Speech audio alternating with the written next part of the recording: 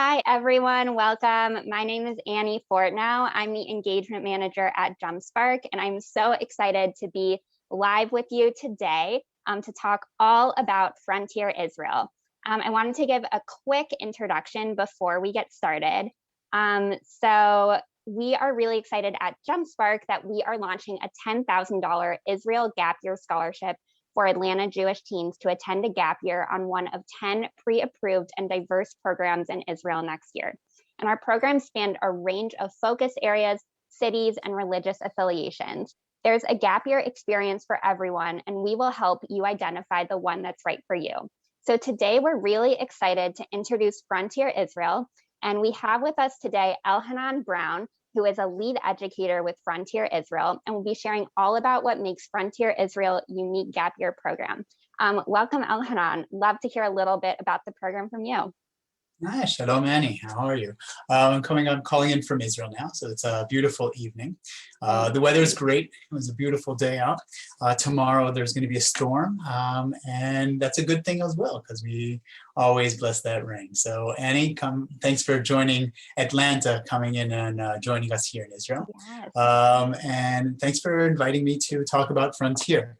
First of all, I think it's such an incredible opportunity that you guys have in your community of people really promoting different gap years. And there really are a lot of different gap year programs. And I get to talk about mine, which I love and I feel very strongly about. But with that said, I think it's incredible how many different opportunities there are for others.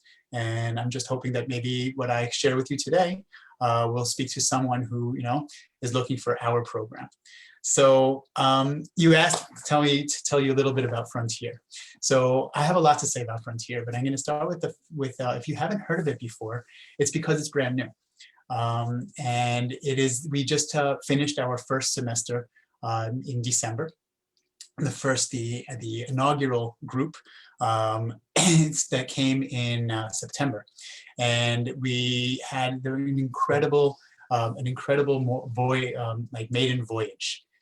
Frontier Israel is a Alexander Muss High School in Israel program, and Alexander Muss High School in Israel, or now Alexander Muss Institute for Israel Education, we've broadened our horizons. We are affiliated with JNF. We are part of JNF, have been for a number of years. And within all the ideas of what else can we do for Israel education that we do, I'm going to say, fairly well for the past almost 50 years at HSI, we've broadened it to the gap year, into the gap year world. And with the realities that COVID kind of afforded the world, we started this gap year program. So what makes Frontier Israel is that we are focusing focusing on the societies of Israel to try to get a diverse and a nuanced understanding of Israel's society, religion, and all that makes up Israel. That's more than just a simple one-liner.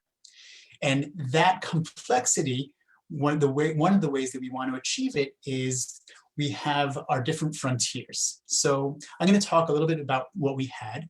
And that's obviously that's naturally, and it was so successful that it's going to be the framework for what we're building now for the future. And that is our northern frontier is based in northern Israel. Okay? And then we live there. We don't have a dorm or there. We found Airbnb or kind of a dorm area. So it's actually very dynamic where we stay, depending on the numbers of participants, depending on the community that we will be volunteering in. I'll talk about that soon. So we spend a chapter in the north. Then we'll move from there. We have a seminar in between, either a hiking seminar, geopolitical seminar, or other things kind of like to bridge between the frontiers. We head down south, either to Beersheba or Arad or Kiryat Gat. And if those names aren't familiar, that's actually kind of okay, because that's what we're kind of focusing on. We're focusing on the frontiers of Israel. And spending a substantial amount of time within those communities opens our eyes to other aspects of Israel, a different kind of Israelis than you would if you were only focused on the center and going on trips to the outskirts of Israel. So that's one of the main things that makes us unique. Amazing. Thank you so much. It sounds like such an incredible program. I'd like to hear a little bit more from you about like if I'm somebody who's considering if I should take a gap year next year, or if I should go straight to college, like what is really the benefit of taking a gap year? And you can talk a little bit specifically about On Frontier too. Well, Annie, could I ask you, because we were just meeting, Yeah. did you take a gap year? Are you ready for a gap year? Where are you in that role? Yeah, so I did not take a gap year, and I'm just learning about them now. I don't even think it was something that was on my radar when I was looking at colleges, and I just like thought to just go straight to college. So this kind of opportunity for me is like completely new to learn about. So I just like love to hear those benefits from you. So right, so Annie, I've been for many of my years I taught at high school in Israel. So I taught a lot of high school kids and who are looking very much in the college process. And if they're in 11th grade, very much intensely. And if they're seniors, then they're already prepared for it. And there are kids who are looking for a gap year. Already know is like you said, Annie, wasn't for you, Mhm. but like their brothers or siblings went or have that in their mindset, and there are others that don't. And that's I think one of the main things that I think that's wonderful and that you're being able to promote, so that Annie, so that if you when you were ready to go on a gap year, so you can make that decision. And I'm going to say this honestly, look, a gap year is not for everybody. Some people know what they want to do and they feel that they're ready and all, not that I'm more ready, less ready, but just like that, that's that next step for them. And for those who want to take a gap year, then I think it's a wonderful, wonderful opportunity. For those who didn't think about it, the benefits that I see of a gap year are a few. One, for just a very technical thing. Look, taking a pause from between high school and college to learn, as we say, בעברית, like Torah lishma, learning Torah for the sense of learning, right? Not Mm. for the exam, not for the achievement, not for the award that's coming with it, not for the mean, like this is just another means for to the end, but making the experience the end within itself is something that a gap year affords. So that's one main thing that I think it really like that. I think the term gap year, taking a gap from that kind of run in the middle Mm. school and then again school to have that time for yourself. And if I look at like another kind of technical thing I remember for myself in that time, I was thinking between army and between high school, and I postponed a few months. And I remember a good friend, an older friend of my brother's, who said to me, "Look, if you take these 3 months now, you're 18 now, so you have 3 months when you're 18. If you take them when you're 22, when you're done the army, 22 and 3 months, no big deal, right? It's not a big difference." So if I kind of go back to that and I'm talking to people who are, people who are 11th, 12th graders thinking about their future, taking that year right after high school when you have that a lot of freshness, it's Mm. wonderful. But that's kind of like my general gap year. Our program, especially now, is actually open for freshmen and rise and sophomore. We also would open it for rising juniors if it works out for everybody in that way. So it's not necessarily a gap year between high school and college. You could also apply if you have a year of college experience, and that's also something I know it's great because the group that we had now, a majority of them had a year of college, and it really gave a different kind of experience. Having already experienced being out of the house, learning in a different environment, living in different conditions, it helped a lot for the community that we build here at Frontier. And that's another thing that I'll talk about maybe a little bit later about the community that we build ourselves. Amazing. Yeah, I really like hear those benefits and like it makes me excited and wish that I could have taken a gap year like back when I was in between high school and college or even like sometime in college. Sounds really incredible to take that break. I'm also curious if you could tell me a little bit more about like the logistics of applying to Frontier Israel. It sounds like an amazing opportunity. Like, what does the application look like? Like, what is that process? Sure, this is very technical and very simple. I think I'll post in the description, or if you could post in the description, Yeah. our website, and the website takes you right to the application process. If somebody's going in there, it is the same application. As I said, we're part of the Alexander Muss High School in Israel. So the first page would be HSI, but then there's the Frontier drop down. And it really has all things very, very streamlined, very simple, making the application. If there are any questions, and I actually posted Marni Heller, who is our director of admissions, and Lisa Biton, who is the director of the program. So they are definitely the people to contact. And any question, of course, they can answer if you're not sure how to manage the application process. Amazing. Yeah. And all of those emails and this website are all in the description of this Facebook Live. So definitely check it out there. Can you talk a little bit more about academics on the program? Like, are there any Sure. courses offered? What does that look like? Wonderful. So I started with, thanks for that question. I started speaking about just like where we are geographically. So now I'd love to talk more about the content. Our day, if I actually look at the week, our week is made up of 3 days of volunteering, 1 day of courses, one day of tiulim. Tiulim are field trips. And then the weekend. So sometimes the weekend will also, a field trip will be a Thursday, Friday, Shabbat, right? That will kind of bridge over, and we'll have a 3-day tiul. But that's like a main week. And other weekends that we're not going away together, they're open and free Shabbatot that people can go either to family or go on their own trips or doing that exploring. That's one of the great things about gap year programs is the ability, the participants are adults, they're 18, and we trust and we build that trust, and therefore that gives that great way of exploring Israel, which we promote and we encourage very, very much. So within that week, I want to talk about those two aspects, the volunteering and the course days, right? So you asked about the courses. So as I said, as of now, the program that we're putting together for the fall of 2021, we're not offering it for any college credit. So the courses are not for college credit, and we deal with Judaism, with Israel, with history, with social society of Israel, geopolitics, all of them within a few of the courses that we offer. In addition, we also have Hebrew course, that goes with us the entire time. So really, again, all these things to enhance the ability to be aware of where you're living, to see the surroundings and engage with them. And when we teach the history or where we are, and then we go out and to the volunteering opportunities, and they hear stories of people and they ask them where they're coming from, and it connects to what we've learned, or kind of it just paints the full picture as much as we can to that nuanced Israel that I was speaking about before. So those are the many courses. As I said, again, I'll just say like within Israel history, Judaism, geopolitics, and I'll say this honestly, we take it it's a beautiful level of education.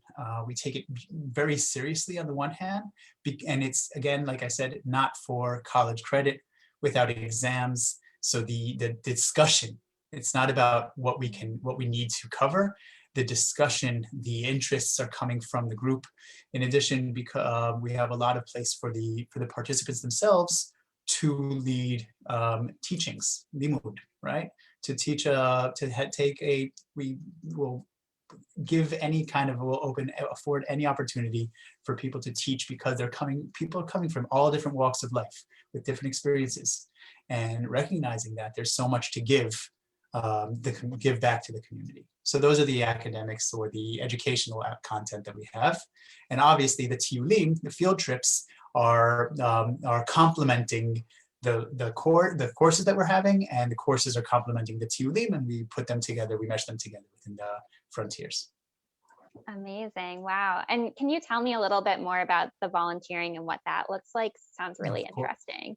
Of course. It was like I was waiting for that question.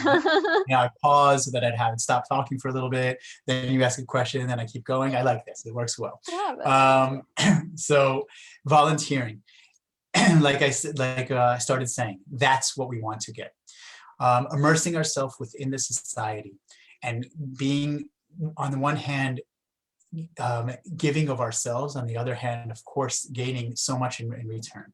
And I'm already going to segue into COVID, all right? Right now, we're still obviously in a reality that's not ideal. Of course, the ideal would be to be volunteering, the best kind of volunteering, which I'm going to say is a short term. Even a few months is still short term. My mother's been volunteering for a decade and a half at a certain elderly home for the elderly.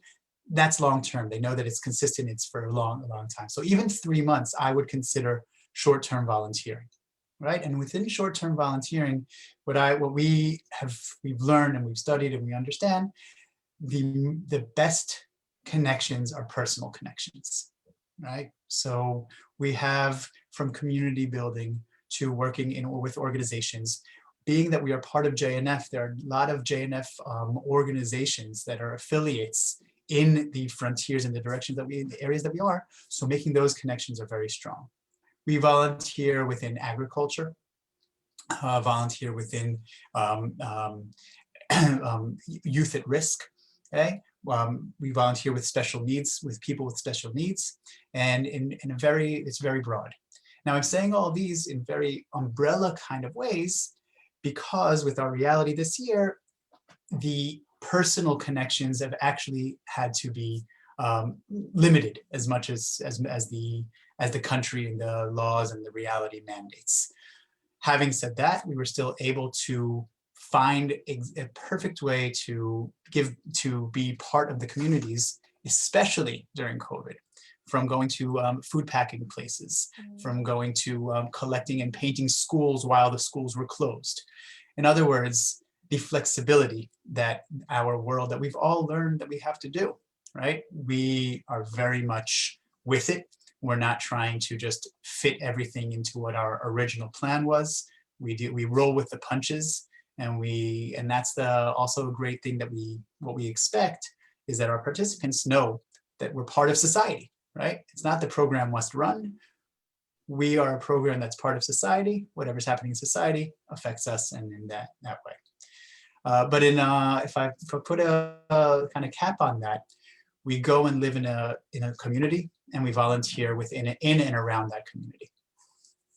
Amazing. Wow. And it just sounds so important right now, like in these times that are so challenging for so many people, to like have that opportunity to give back. Yeah, really appreciate that about the program. Awesome. And I know you talked a little bit about the community that's created on the program, but I'd love if you could talk a little bit more about that, like what community building for the participants is done while they're on the program. Annie, that's actually something that we're expecting. Okay, yeah. And I know of many gap year programs, but from the side, I can't speak for them or the level of freedom and what they have. Everybody does incredible work, right? And they do wonderful things of bringing people together. In our program, we're all living in the same area, either it be a few apartments next to each other or in one area that's dorms. We have a M and Av Bayit, like a mother and father house, right? But madrichim, if you're counselors, male and female, there'll be 25-ish, right? So with experience, with age, but also that kind of, and they run, on the one hand, they'll run activities. On the other hand, they're there to see the day-to-day happenings. Of course, medical, they're there to take care of any medical issues that need be. But I'm just going to give you one little example, okay? If somebody wakes up and they don't feel so well, okay, either physically or just, tired, and they don't want to go to they're not able to go to the volunteer opportunities, right? So the madrichim will say, okay, do you need anything from me? But please make sure that you call your volunteer place. They're expecting you. With that little example, nobody's going to speak for you, right? So what I'm saying is, our participants, we are more than encouraging, expecting to take active role in the gap year program that you're on. It's not okay, I take it to the movie, let's press play and let's watch.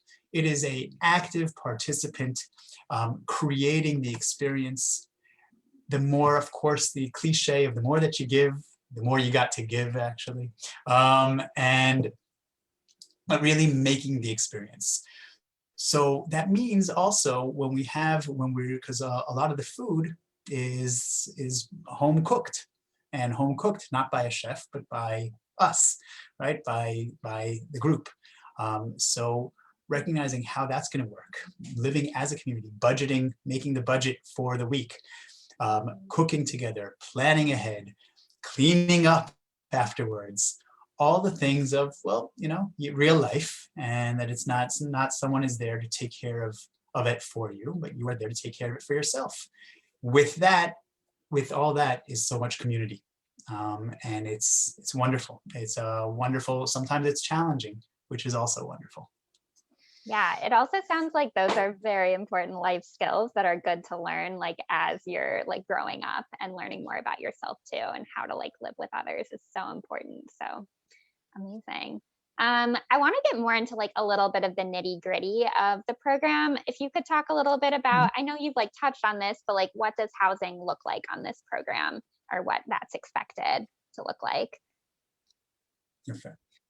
So housing, one of the great things about our program is that it's still being built. Okay. So in terms of where we will be, we're not going to a place that's expecting us. And that's one of the things that we're still building, in the way with that ideal that we had of, we want to go and find a community that can house us comfortably, right? That has all the things, facilities for kitchens and comfortable living conditions, but also in the community that we will be volunteering in. So I'm going to say this very clearly, Annie. The next year's exactly where fall will be living is we're still working on that, and it's yet to be determined, right? But that's one of the things that I found is a real strength, being kind of a new program, that it's not just like, oh, everybody knows exactly what's going to be expected. We know what's happening in September and October, November. A lot of it is really going to be built by the participants themselves. We have constant dialogue, but of course, just to make sure that it's very clear, housing is comfortable housing. 2 to 3 people in a room. Sometimes even one of the areas that we had was like each one had their own bedroom, and there's a common room. We have common rooms. We have moadonim. Moadon is like a common room that we have for classes or for activities. As I said, kitchens, so that we could cook, fridges, that we could preserve all the food properly. And in that way, it's very comfortable living and appropriate living. Amazing. Thank Do you. you have another question that I missed on that one? No, that sounds great. And like excited to like learn more as it's built out also.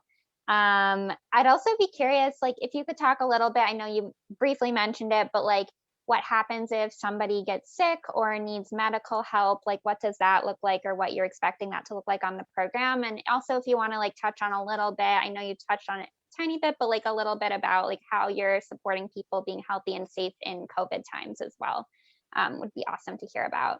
Excellent. Or extremely important, Annie. Look, when we say everybody should be saying health and safety is their top priority, and I hope that everybody's saying that, because it really is, within the experience. But if you're not healthy and you're not safe, then you can't have the experience. So of course, it's our top priority. Part of the tuition goes to insurance. We're insured through insurance company. It's under the Klalit, which is the one of the medical organizations that we have here in Israel. So the our participants have Klalit cards. If there's somebody who's sick, they go to a clinic, see a doctor wherever we are in the country. The clinic is available. Even God forbid, if we're on a hike and something were, God forbid, to happen on the hike, the insurance would cover any kind of evacuation if necessary. And we have all those things in place. That's one of the things, if I kind of pull back to the Alexander Muss High School in Israel, we are a new program, but we are connected to a very formidable organization. And so we have all of that's called the back office, that we bring with us from a 49-year operation, with all of the things that are fully in place. And now we get to embark on a newer frontier, but with all of the technical things fully taken care of, organized well in advance. In terms of COVID, look, it is it is my responsibility, like my personal and responsible answer, that we are adhere to everything that the government says. So we come in and we start with a bidud right now. The frontiers that are right now waiting to arrive in Israel, they were supposed to arrive, but since the skies are still closed, the airport is still closed. As soon as the airport opens, then we will get them on flights, and and when they land, they will all land in the same day or two, same day. And that's when we'll start bidud. Bidud is isolation. And the isolation right now is still 14 days, and we go exactly what the Ministry of Health dictates, and that's what we'll do. In terms of that goes to when, like I said, with volunteering. We weren't going to volunteering places that we had hoped for because we weren't able to. In other words, we adhere to all of those rules, masks, of course, social distancing. Once we do our bidud, isolation as our own, we're considered a family unit for the first time being. But of course, we keep our finger on the pulse, as everybody should be. Nothing's the same 2 weeks after we speak. So that's the reality. But if I say the one word that is for COVID, it's maximum flexibility. We are flexible. We expect anybody who comes to recognize that we are doing the best we can, and doing it together. Awesome. Yeah, that is what I love to hear. Thank you. And I'm glad that you're like so committed to keeping people safe and healthy on the program. I know you also touched on this a little bit, but can you talk a little bit about like security and how you keep participants safe, as well as they're traveling around Israel and maybe like new to traveling, being just out of high school, and kind of like what supervision looks like? And I know you mentioned that with the madrahim, but I'd love if you could dive into that a little bit more. So we definitely we give clear guidelines. Okay, we give clear guidelines, but there's also not but, and our madrichim are there to help in any kind of way, in any ways. There are, when we're together, there are curfews, right? Because we have work the next day, and there are curfews. They are talked about and kind of negotiated with the participants, and then it's very logical and makes a lot of sense. And in terms of safety. So safety, it's expecting everybody we give the guidelines, and keeping to those guidelines will keep everybody safe. In terms of security in Israel, we are in touch, as I said, kind of going back. We have the back office. Everything that we do has clearance from what's called the ready room, right? And the ready room is part of the insurance that also takes care of our security. So if we're going out to even the volunteer places we go, and when we go out on tiulim, on the field trips, it's all coordinated with this ready room, that we have the assurance preempted and the day of, to make sure that we are doing everything safe, and the best and the way that we can keep our participants safe constantly. Awesome. Yeah, amazing. Thank you so much for that. As we end our time together, and my questions for you, I'm wondering if you have like one suggestion or piece of advice for people who are looking to apply to Frontier Israel, or even looking to go on a gap year next year, maybe that you want to share with Atlanta Jewish teens. Excellent. First of all, I really like Atlanta Jewish team. All of my Atlanta former students have a very warm place in my heart. I love to hear that. And we, even from Greenfield Hebrew Academy way back in the day, and Weber's and that have come through. And I've met many who are not in other public schools and who come from Atlanta. So I definitely would love to see people from Atlanta. I didn't mention that we have a lot of outdoors activities, right?